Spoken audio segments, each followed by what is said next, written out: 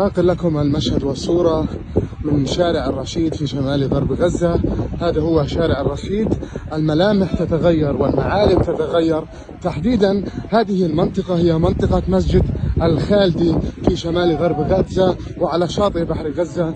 كما تشاهدون الصورة الأولى لهذه المنطقة المحبوبة التي كانت بالأصل منطقة جمالية يتم تنزه المواطنين والتقاط صورهم التذكارية في هذا الشارع الذي كان سابقا من أجمل الشوارع المطلة على بحر غزة. هذا هو شارع الرشيد تحديدا في منطقة مسجد الخالدي الذي يسوى بالأرض أمامكم. كما تشاهدون صحراء جرداء يتحول هذا المكان بعد انسحاب الآليات منذ أمس. وهذه هي الصورة الأولى ننقلها لكم من شارع الرشيد في شمال غزة.